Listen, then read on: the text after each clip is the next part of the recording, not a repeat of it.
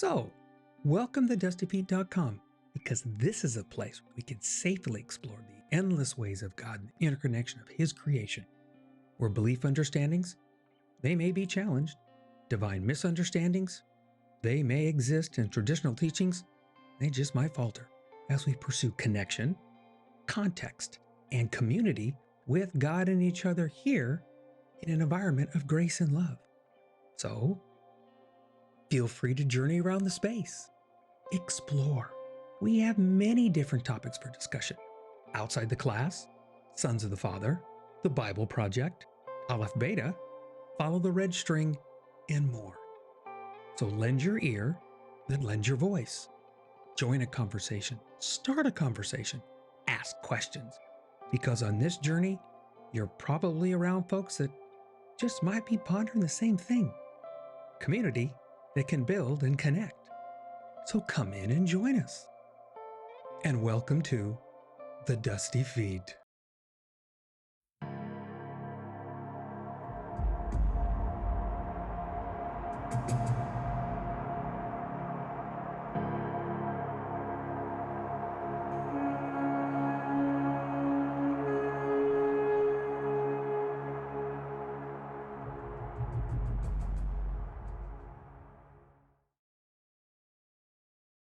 Oh, and good evening. It's June 6, 2023, and we're continuing on our Matthew series, Tim Mackie, with episode 34, the Passover.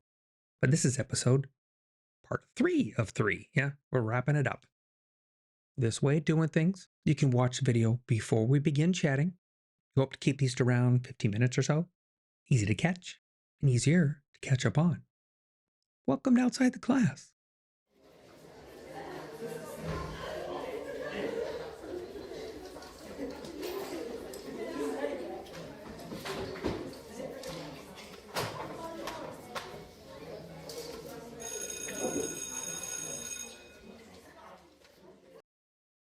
In the description below are links to all of the audio, video, and source documents that we use here in the Dusty Feet. We want to make sure that any material we use here is properly credited to those folks who work so hard to bring it to us. Without their efforts, the learning we do here does not happen. And remember, on YouTube, don't forget to subscribe and click that bell icon if you want a reminder.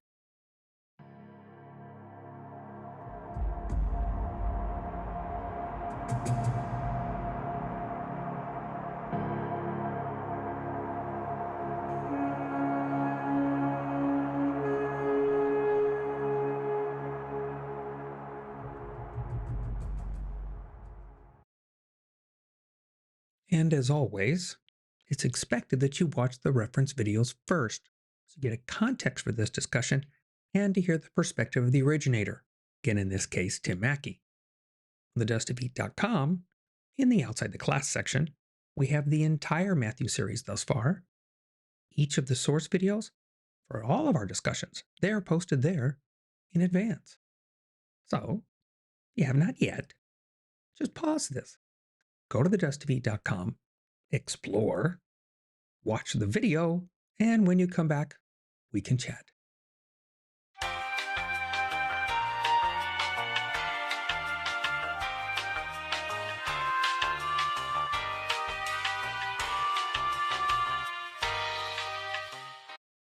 And we're back, yeah? So I want to make it kind of clear as we begin, as always, that I'll be mentioning and discussing some points that'll be challenging for some. And I suspect at times it's going to divide the room.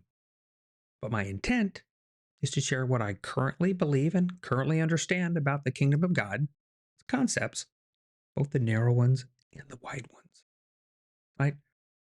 Okay, so Passover, this is 3 of 3. We're wrapping it up, right? And we get to a very important part of this meal. I'm going to open with a phrase that will be the proverbial foot stomp for the rest of this episode. From now on, as often as you do this, every year, do this in remembrance of me. Yeah? So we covered the first 2 cups, right? So we're at the 3rd cup, the cup of redemption. I think we can see where we're going with this one. This is the cup that Jesus is talking about with his statement of, each time you do this from now on, do this cup in remembrance of me. This cup, it's also called the cup of Elijah, right? Because he heralded the Messianic king. Yeah? And then we have the fourth cup, the cup of praise. It's the last cup of the meal, and it wraps up the joyous hope that we all have of the Messiah when he comes again.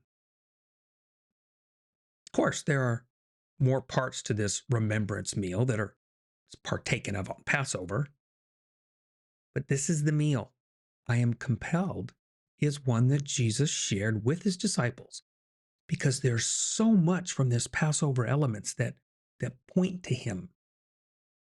But I'll let you review and decide if it compels you. Okay? Tim mentioned that Jesus is giving it new meaning. I'll bite there, and I'll explain why. As we're reading the story, we don't see the full practice of the meal played out, right? That, as in the Haggadah, right? But I tend to lead towards the original audience of the text would know of the meal and all of its elements. So the points that are talked about, that I tend to lean towards, are the times of the meal that were, this is something different. From the traditional way of doing things in this remembrance meal, this has changed. Give the washing of feet, the pointing out of the cup of redemption, that cup of Elijah. That's about him, Jesus. As often as you drink this, do it in remembrance of me. Everyone knew the normal, the expected. But this part is different. Because remember, the author's not giving a detailed dissertation of the exact events of that night. This is not a historical accounting. But this was why this night was different. They've had other feast days with Jesus. They've had other Passovers with Jesus. This one was different. And here's why it was different. Tim brings up a point to remind us that this is a very contentious time. Jesus is probably, especially after the events of the previous days, the most wanted man, both for good and, of course, not so good reasons. So Jesus had the meal prearranged by a certain man, right, to take care of the arrangements. Because we need to remember, again, this is an expected meal. The disciples even asked to take care of the arrangements.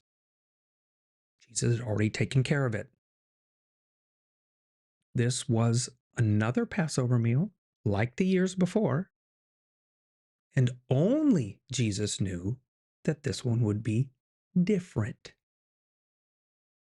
I did like Tim's wording about the Passover meal. This was not to give a theology lecture, but it was to transform the meaning of the Passover meal. From now on, as often as you do this, every year, do it this way in remembrance of me. Tim's point that this is the oldest practiced religious meal in human history, that for every year, thousands of years, this meal had been the central part of this feast of Passover. Again, remember, this is an expected meal. And again, only Jesus knew that this night would be most unexpected for them, the disciples. And Jesus only had one more Passover to give them something different. Because remember, they still don't know what's coming. They still believe that Jesus will begin his kingdom by getting rid of the oppression of Rome, clean out the corrupt Jewish leadership. It's not going to happen. The real impact and remembrance of this meal might not be felt until, say, 1 year later, when they look back on the events of the previous year and they remember the last time the disciples had this meal with Jesus. And then his words echoed in their heads. Yeah. From now on, as often as you do this every year, Do it this way in remembrance of me. So now we have a vision of the differences of that night with the scene that was played out with Tim, Susan, and Joe. That was cute, yeah. Um, he did a very abbreviated Passover Seder, the Haggadah that we'd been talking about, right? But did you enjoy Tim singing the prayer? Wasn't it wonderful? Yeah, he's sung many prayers before, and this is another one that he sang. And remember, that's said for each cup. But now you have a simple, brief, a glimpse into the Passover that was repeated every year.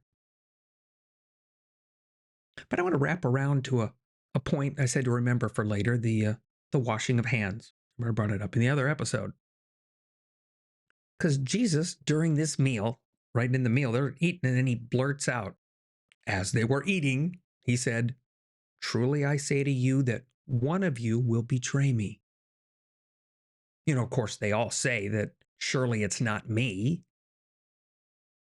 Yet Tim makes the point to remind us that literally every single one of the disciples are going to run away at the end. But yet only one will actually betray him. Yeah? Because Jesus answered and he said, "He who dipped his hand with me in the bowl is the one who will betray me." That washing of hands. Can you imagine the Passover the very next year? You know, I wonder which of the disciples got together for that meal. And then as they're recalling the events of that Passover just 1 year ago, they're remembering the words. They remember Judas leaving. They're remembering the differences that Jesus talked about. The bread being his body, the third cup his blood, the cup of redemption. You know, that redemption in Jewish practice, it's always required blood. And this was to be remembered as his.